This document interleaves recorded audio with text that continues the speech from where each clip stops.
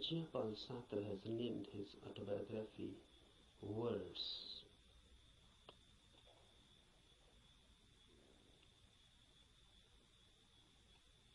This christening of his autobiography as Words is significant, deeply significant. Really, everybody's biography is just words and nothing else. Because what is your mind?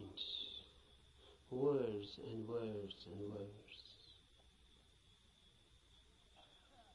If you analyze the mind, then what you are? Just words. A long sequence, a long procession of words.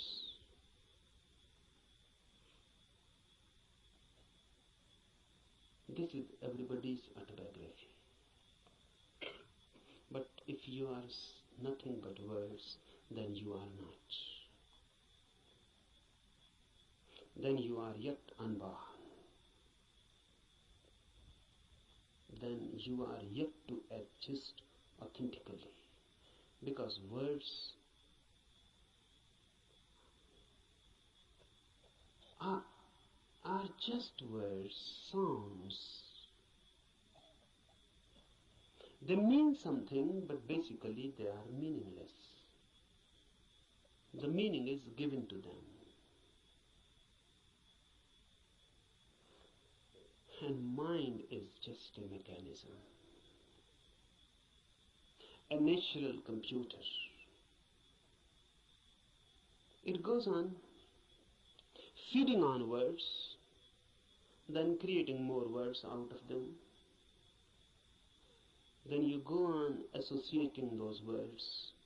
You go on creating principles, philosophies, systems. And ultimately where you are.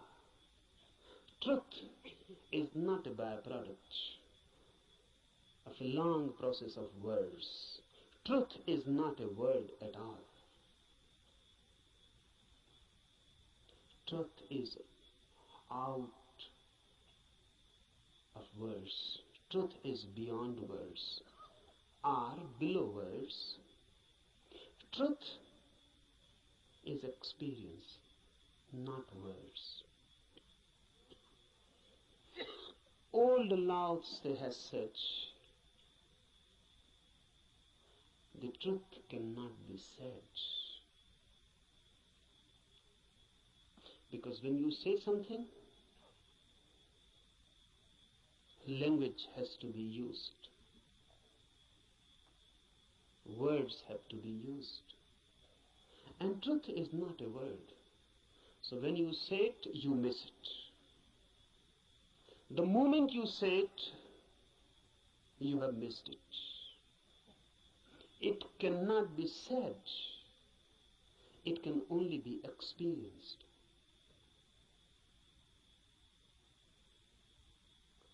It can only be lived. Unless you live it, you cannot know it. But we know. That's the problem. Rather, we know too much.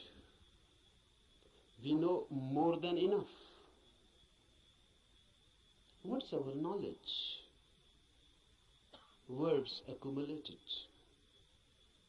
You can accumulate them logically, rationally. You can create and edifice a beautiful system. Just as you can make a house with playing cards, but you cannot live in it. It is house just as a name. You cannot live in it. Out of words you can create a palace, a system, a philosophy, but you cannot live in it. Philosophers create beautiful systems, but they always live out of them. They cannot live in it. That is impossible. Nothing is wrong with them, The very system is such that it cannot be lived. One Immanuel Kant or some Hegel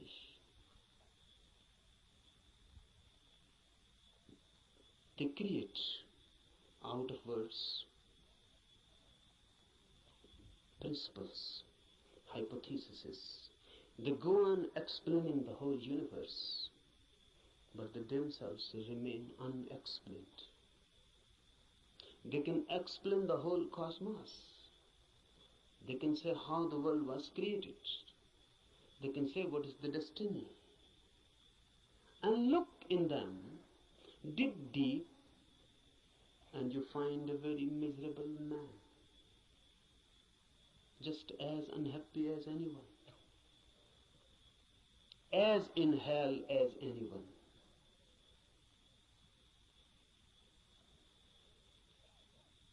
Don't believe in words.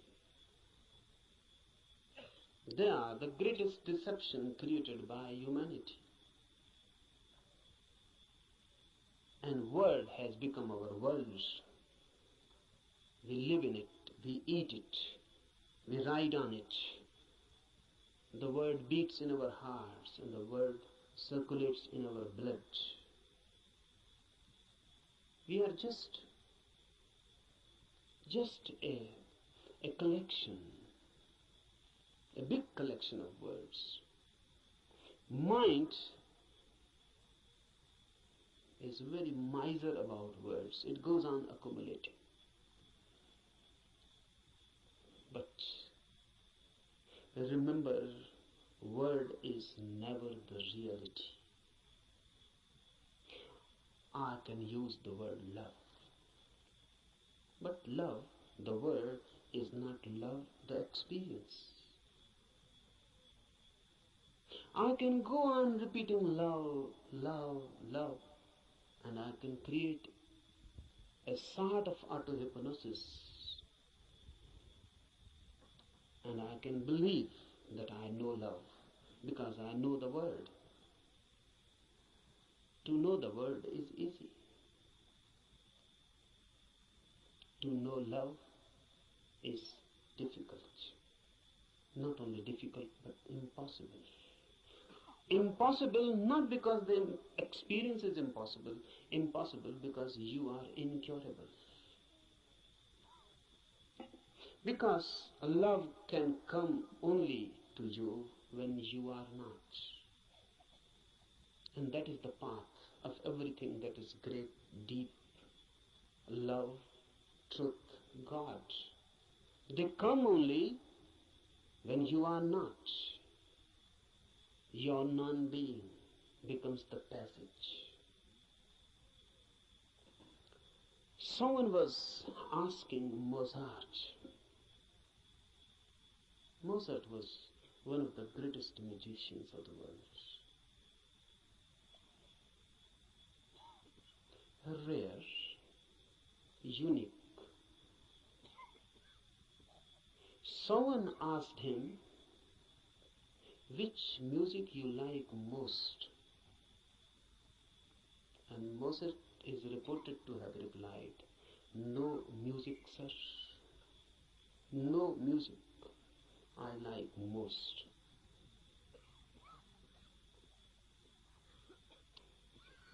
Difficult to understand.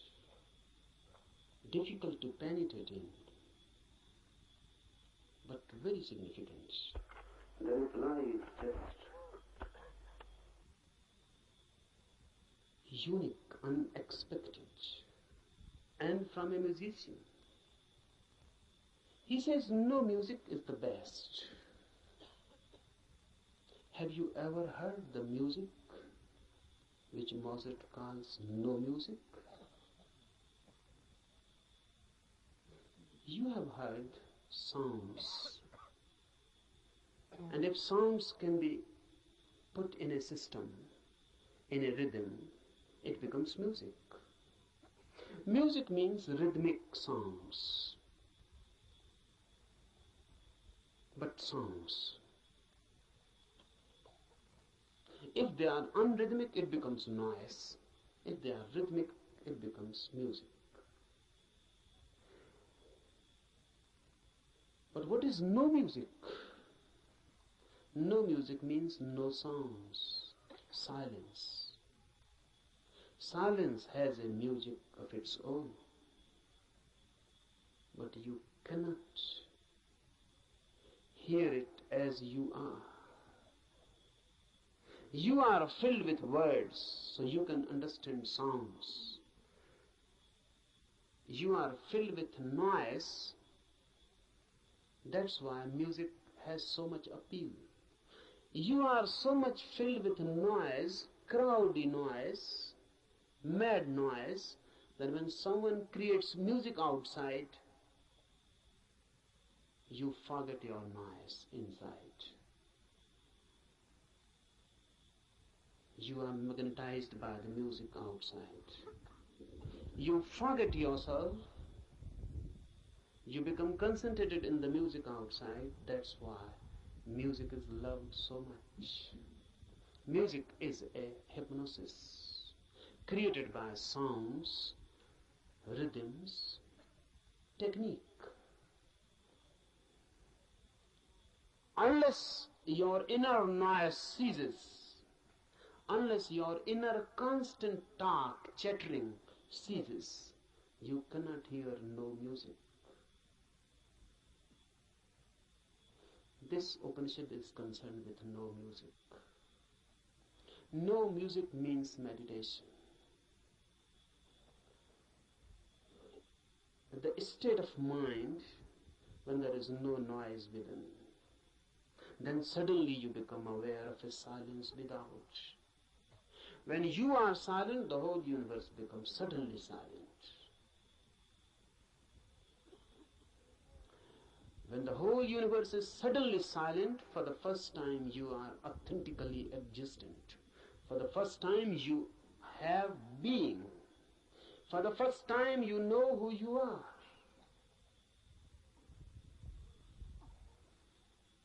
No music is meditation. No noise inside creates the possibility, the situation in which you can hear the soundless silence which is everywhere, just here and now. It is there, but you are chattering inside. You cannot hear it. You are too much engaged, too much occupied. It cannot penetrate you. Become silent, and silence begins to penetrate you. And when your silence and the silence of the universe meet, you have encountered God. You have come face to face. This is what is meant by immediate Brahma. Immediate experience of the divine, when your silence meets the silence of the universe. When these two silences meet, they become one. Because two silences cannot be two. Remember this. Two noises are two. Two silences cannot be two, because there is nothing in between them which can become a wall, which can become a division. Two silences immediately become one. They cannot remain two, because where is the point which can divide them? So when your inner silence meets the silence of the universe, you are no more, neither is the universe. A new oneness. You explode into a new oneness. You are Brahma, not encountering really, because there is no other. Note this point, because Upanishads are the first teachings in the world which say you cannot see God.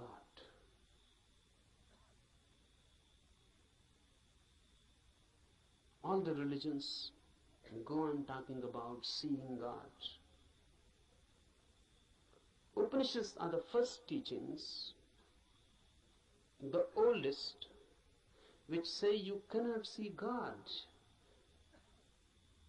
because in seeing two are needed, you and the God. God cannot be made an object of knowledge. God is your subjectivity. So you cannot put God before you. There is no way of meeting God. You can only dissolve in Him, or He can dissolve in you. Oneness is God. When two silences meet, oneness is created. Two silences meeting transform everything. In this camp, we will try to create a silence within you. We are not to do anything for the silence of the universe. It is always here and there. It is always the case. Only you are missing your silence. Once you can gain your silence, suddenly you are transformed into a different world, in a different being. You are no more the same. The old man is dead and a new is born. Creating of this inner silence is all that is meant by meditation.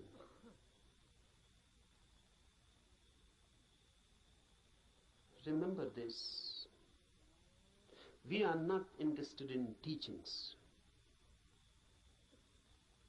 Teachings are of no use in themselves unless they are practiced. We are interested in this Upanishad only as a practical device. The Upanishad is not for me some doctrine to be believed, or some system to be believed, or some philosophy to be believed. Upanishads are practical guides. They believe not in changing your mind, but in changing you. They are not concerned with any change of your ideology. They are concerned with you directly, with your being. Remember this, knowing is your periphery and being is your center. Knowledge is added to you, being can never be added. Being is that which you are already. Knowledge is that which goes on being added to you.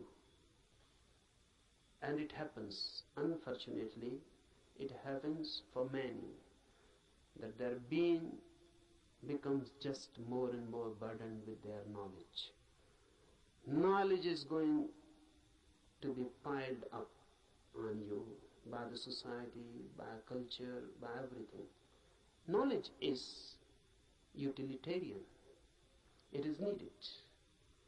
So everyone goes on accumulating knowledge. Knowledge is power. It gives you energy, particularly to move in the world, to act in the world. It helps.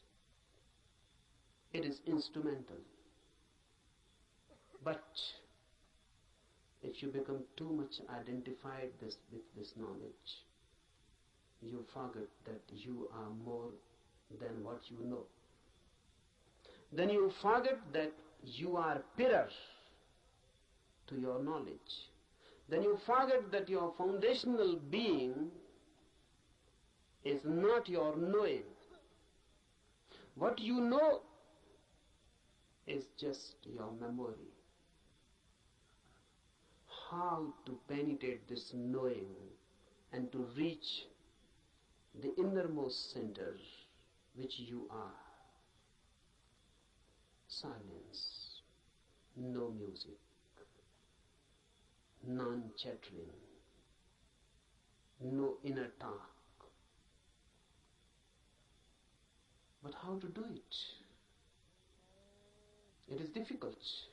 It is difficult because you can start a new talk inside. How to stop it? How to meditate? You can start a new talk. That will not do. The way to do is to throw this inner nonsense out completely. To go through a catharsis. Whatsoever goes on in, make it out, throw it, express it. If you can throw all your mind out, you create a space within. In that space, silence happens. So, we are not going here to sit silently with closed eyes and making an effort to stop the inner talk, the inner noise. You cannot do that way. You can only add something more to it. Your efforts for stopping anything inside will create more noise.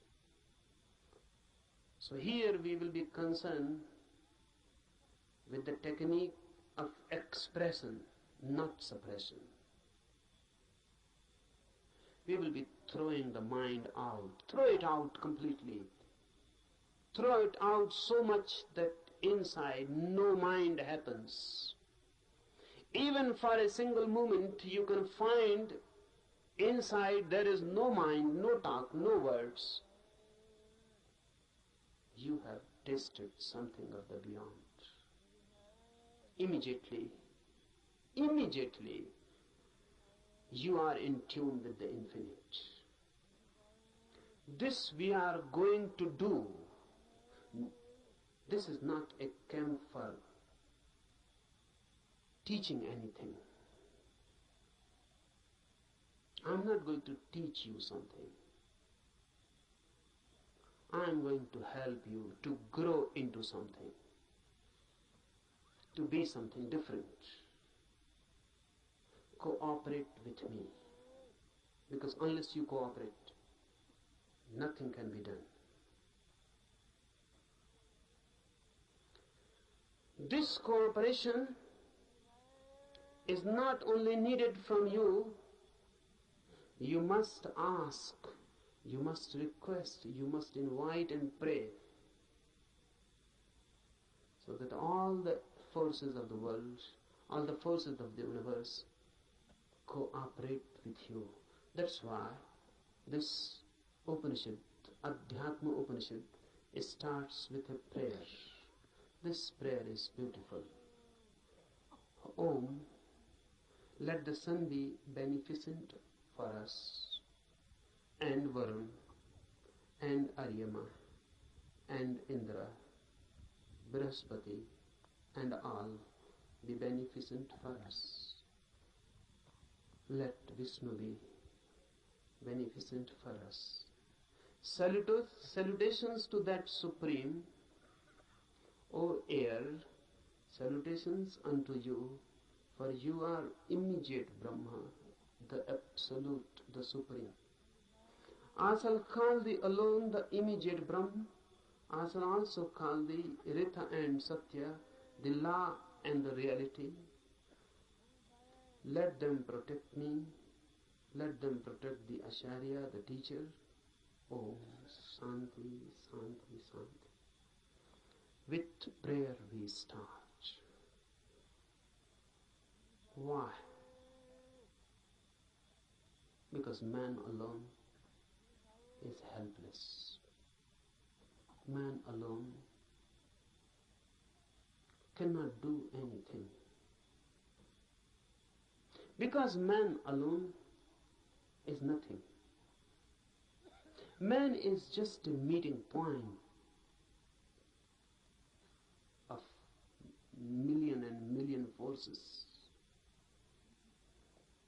In you, every universal force is crossing. You are just a crossroad. The sun, the air, the earth, the fire, the ether, everything is passing through you. You are just a crossroads. Remember this, because then you become part of this cosmos. And this is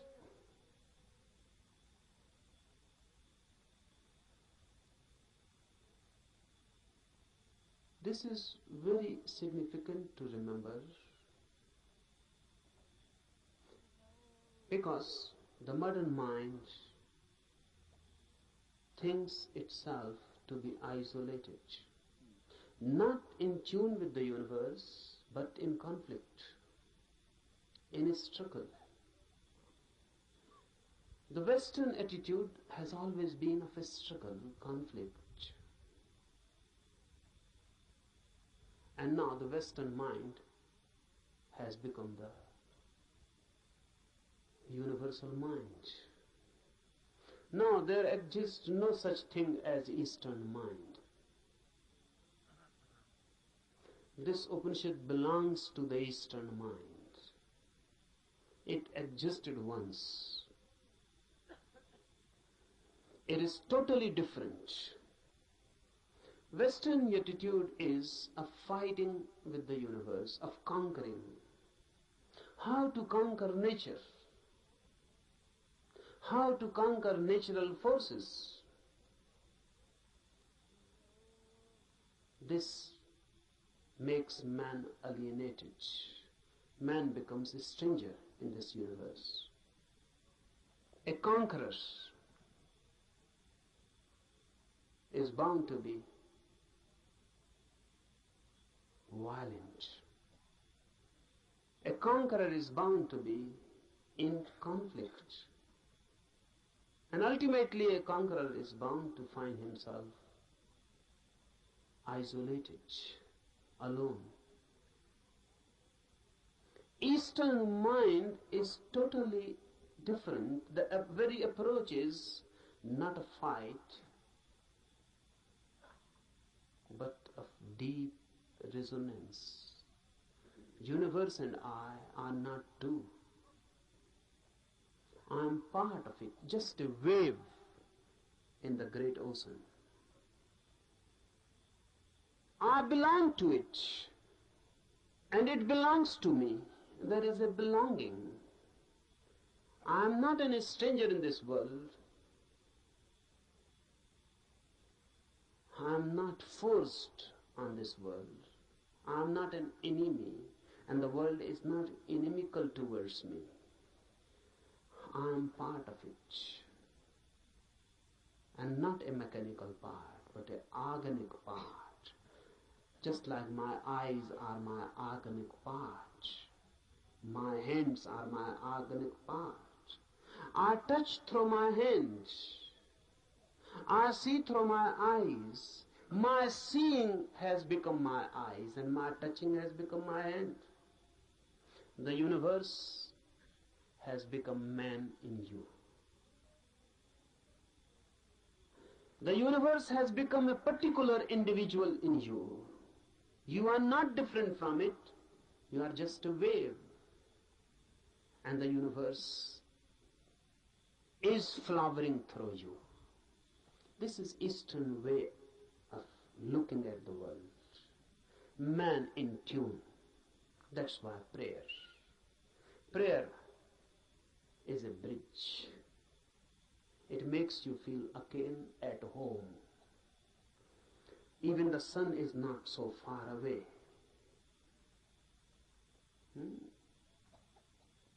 The Upanishad says, let sun be beneficent to us.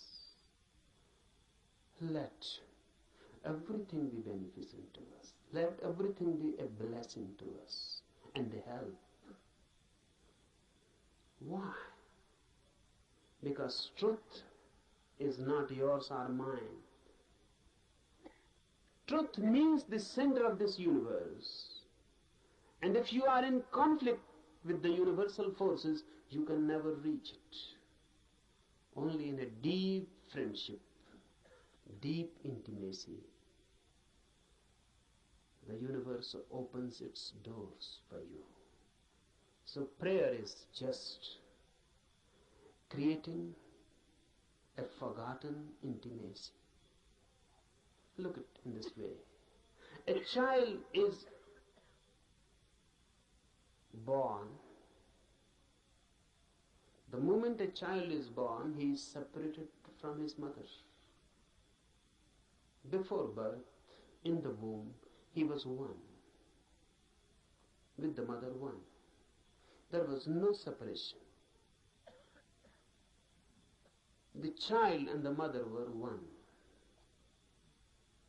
The child existed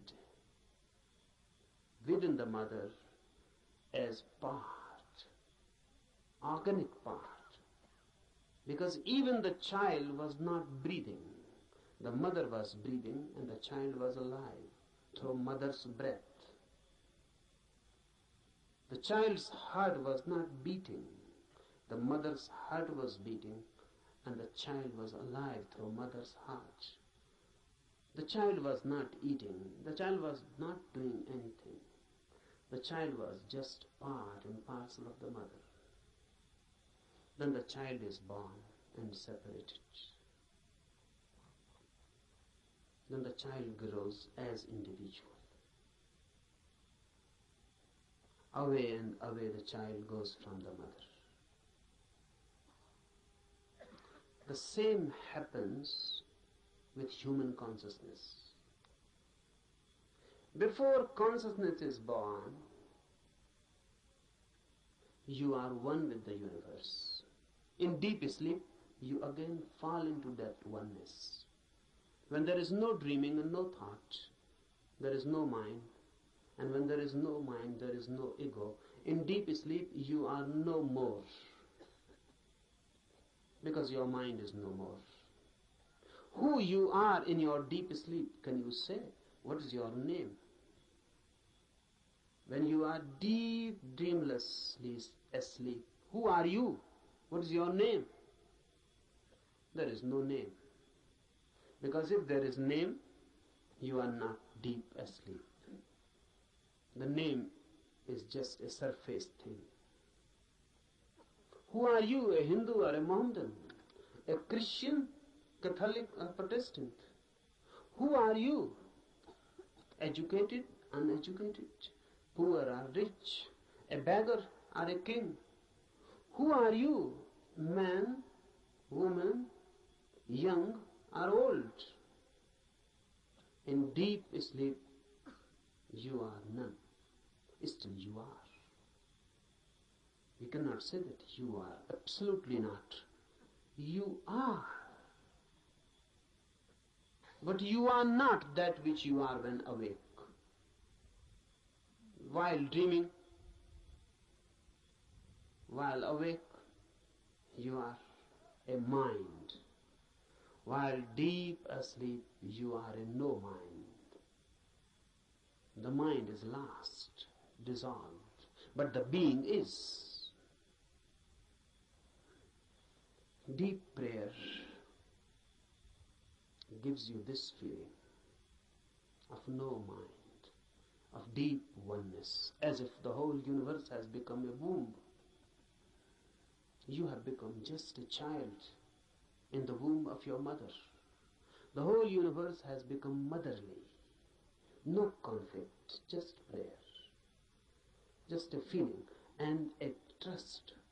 Prayer is a trust. The child in the womb of his mother cannot distrust, or can. How can he distrust? He trusts his mother totally. He is no mind, so how can he doubt? How can he distrust? Whatsoever the mother is good, is beneficial.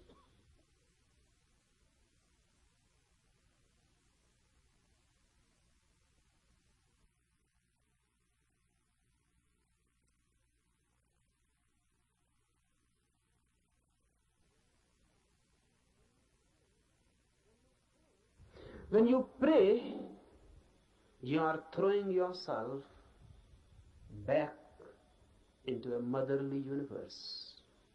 You are back into the womb of the world, of existence itself. And you trust. This trust is sown in the prayer. The sun will be beneficial, the air, the earth, everything. All the forces of the universe will be helpful. This is a deep trust. How it works? What is the mechanism of it? Is it that all these forces are going to help you? No. No one is going to help you. But the moment you create this trusting, this prayer attitude, this prayerful attitude, once you create this bridge, all the barriers are withdrawn. Those barriers were created by you, now they are withdrawn. You are not in fight. You are ready to surrender. You are not going to conquer. You are ready to surrender. You are ready to withdraw your ego. They are not going to help you positively, but now negatively. All the problems, all the barriers, all the hindrances that were bound to be created by your ego will not be created anymore.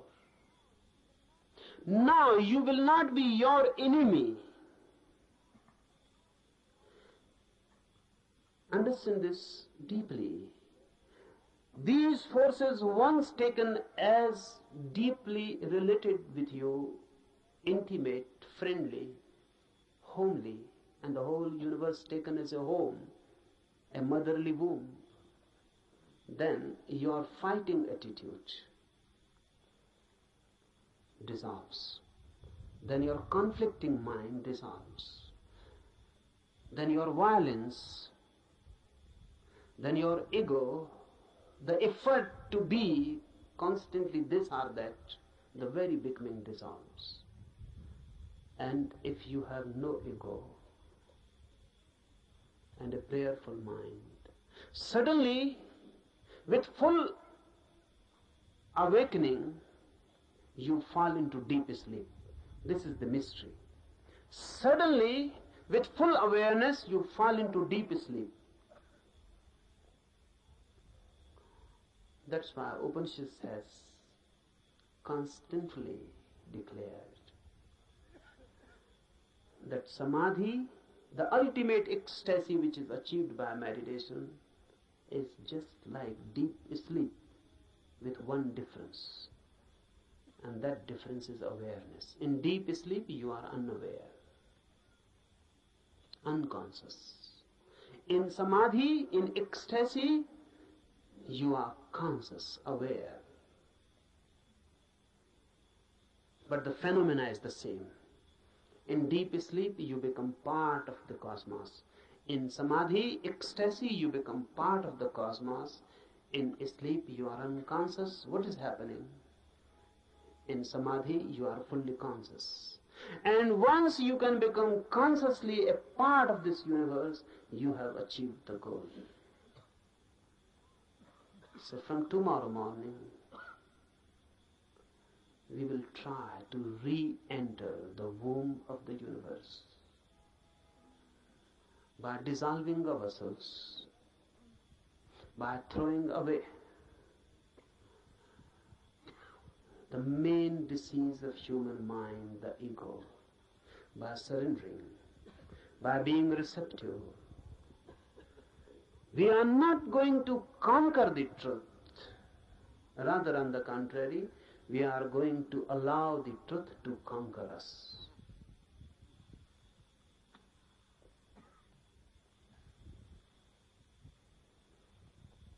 Now, some instructions for the morning meditation.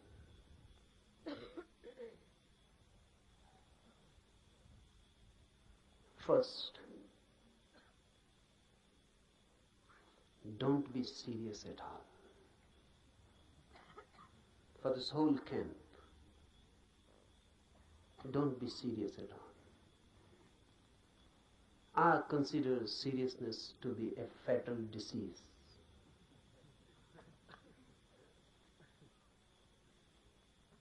So please don't try to be long faces. Why I particularly say this? Because religious people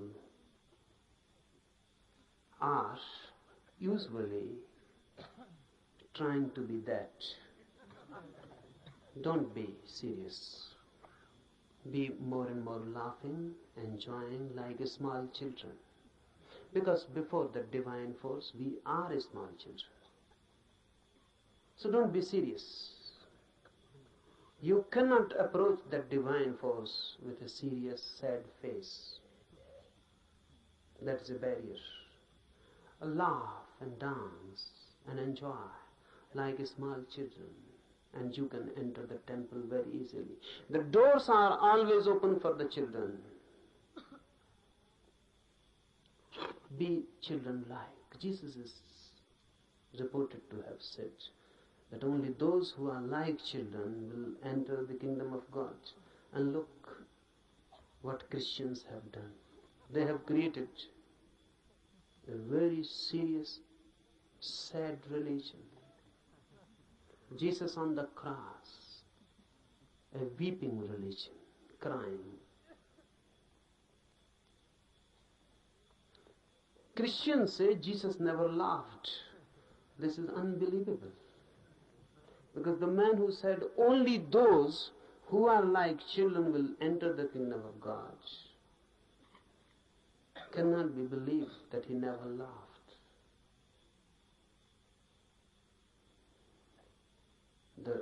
The quite vice versa can be believed, that he continuously laughed, never stopped laughing, even in his sleep, but this cannot be believed that he never laughed. Be like children,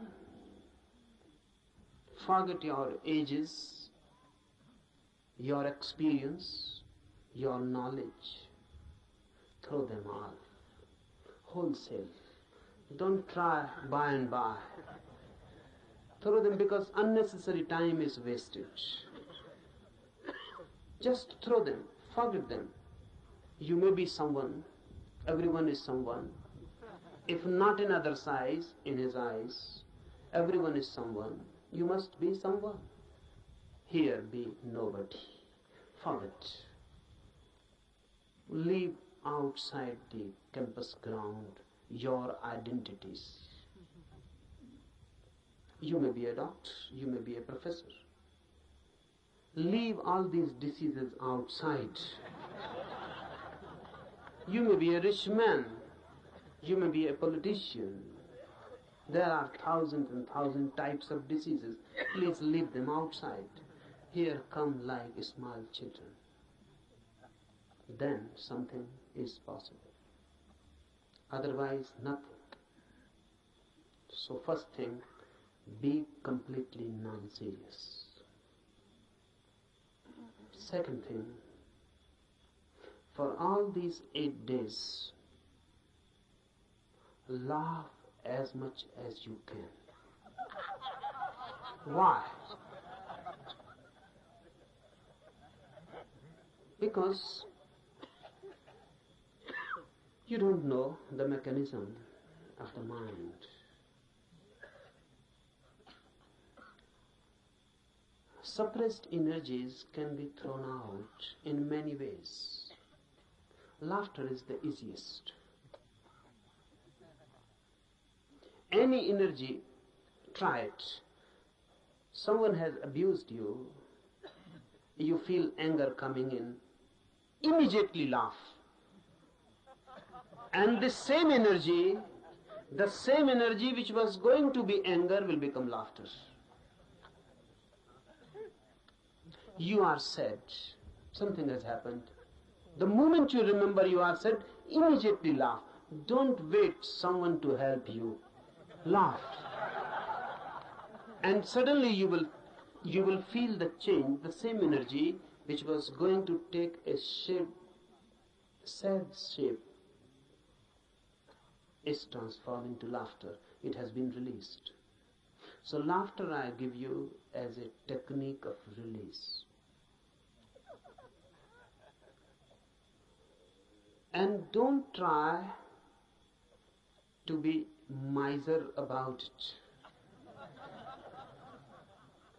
And don't try to find out any reasons for it. No reasons are needed.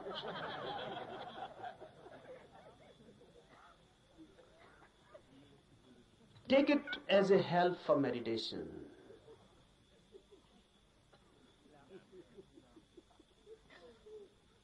The whole thing takes a different dimension. Thirdly, for all these days to come, remember one thing constantly, that you are to create a situation in you in which the divine can be invited. So don't do anything. Don't behave in such a way that the situation is disturbed. What do I mean?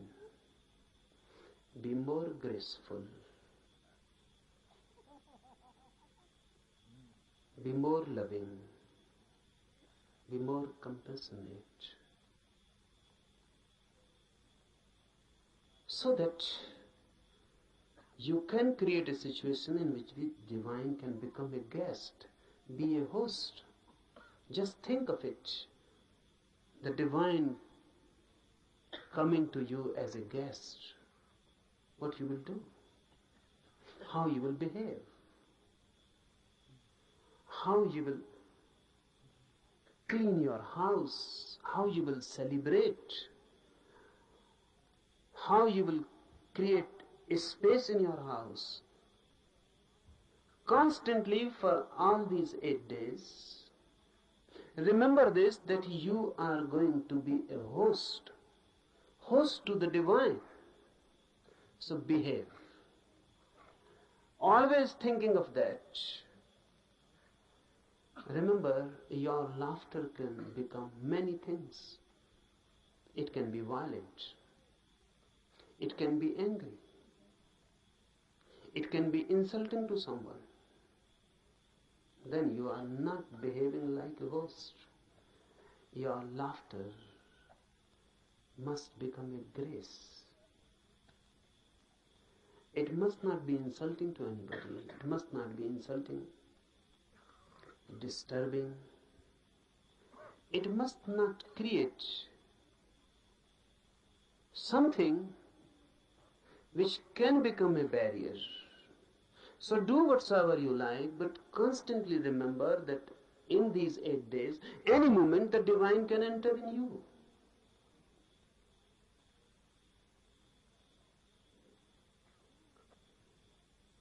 Any moment the divine can enter. So remember that you are ready to receive. Don't talk much, fourthly. Don't talk much. If you can be silent completely, that's better. If you cannot be, then less and less talk. Be telegraphic. Use as many words are absolutely necessary. That will conserve energy. Our talking is much a wastage. Conserve energy. Don't talk. Don't read. In the morning we will be doing meditation, in the afternoon, in the night. The remaining time, be more and more silent, happy, blissful. Sit somewhere, don't waste time in talking, and just wait. Remember this word, wait. Everyone knows the meaning, but no one knows the experience. Sometimes when you really wait, you are waiting for your beloved or your lover to come. You are a different man. A different quality enters in you. You are waiting for your beloved. Someone passes by the door, you just become eyes. The whole energy is transformed into eyes. Someone knocks on the door, you become attentive. The beloved may have come. Even the rustling of the leaves outside, dry leaves falling on the ground, and you feel the beloved has come. You are constantly alert. Alert, but not tense. Alert, but waiting.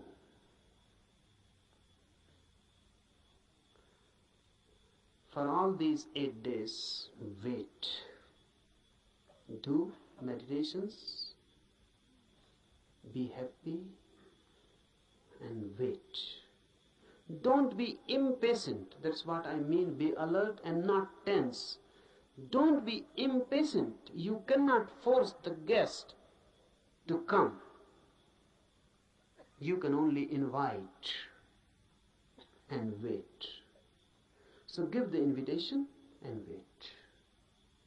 Any moment the guest, and if you are not alert, you may miss the moment. Any moment the guest can come, and you are angry and talking to someone else, you may miss him.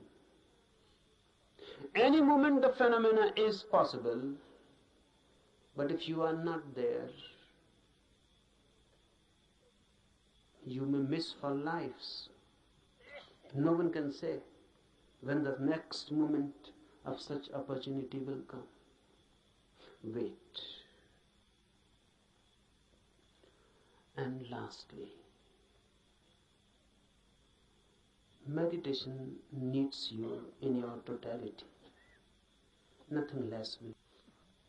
If you withhold something and just do it half-heartedly, it is better not to do it, because the whole effort is useless. You will be simply tired and nothing will happen. So unnecessarily, why tire yourself? If you are half in it, you will be tired. And if someone feels tired, remember this and find out you will be half in it. If you are totally in it, you will be refreshed, not tired. This is the difference. If you are totally in it, nothing has been retained, nothing has been withheld. You were in it totally. The doer was not standing outside, the doer had become the doing. Then you will come out of his fresh like the dew in the morning, fresh like a rose just opening, fresh, full of energy, light, dancing, blessed. And not only blessed, in such a state of mind that you can bless others. But that happens only when you are total in it. It never happens when the and the minor part has moved, then there is a tension between you standing and between you moving. Then you have become two, then you are split. That split, that inner tension between two creates tiredness. You feel exhausted, not vitalized. You feel just as if your energy has been sucked out. You will feel it. So whenever you feel it, go deep and ask, are you split into two, divided? The effort that do, either stop completely, don't do. That's better. Because you are not deceiving yourself. It is honest. Or be totally in it, move in it. When you move totally in it, it has a different quality. Suddenly, there is no tension, no conflict, no struggle within. Your whole being has gone into it. And you have never gone into anything as total. You have not loved as total. You have not done anything as total, always partial. That's why your life is just moment exhausted. You feel just dying every moment. No beauty, no flowering out of it, just death. Out of life, only death. That shows what you are doing with yourself.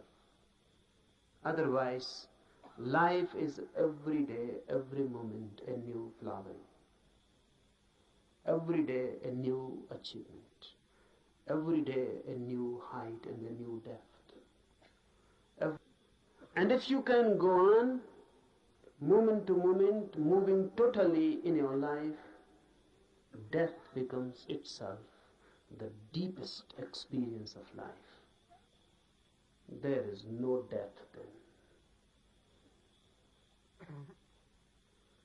But it is difficult to move totally in anything. At least try with meditation. If you can move in meditation totally, then you can move in other dimensions also totally. And a total life is a religious life. A religious life doesn't mean any ritual, doesn't religious worship, doesn't mean any religious affiliation. It means energy moving in its totality. And when you move total, you become holy. Why? Because all that is known as sin is possible only when you move in part. You can love someone totally, but you cannot hate someone totally. That's impossible. You can be compassionate totally, but you cannot be anger totally. Really, a very strange phenomena happens. If you can just try to be totally angry, suddenly when the anger will be coming nearer and nearer to the totality, it will change into compassion. If you can try just to be angry totally with your full being, you will reach to the 99 degree of anger. Then if you move more, just nearing the 100%, suddenly you will know the anger has disappeared, and the object of your anger has now become object of your compassion. Because I define sin as that which can be done only partially, with your own one part. And I define virtue, punya, as that which can be done only totally. If you do it partially, it cannot be done. This sin cannot be done with your total being, and the virtue cannot be done with your partial involvement. You have to move into with your whole being. And when the whole being moves into something, you become holy. Religious man. Wait, try for these 8 days. This thing, the happening, is possible for everyone. It is also for you. No one is excluded. Everyone is called and invited. Be courageous and take a jump. We start with a prayer. We start with a surrender. All the universal forces, let them be beneficent to us. Let their blessings be with us. आज के लिए इतना, enough for today.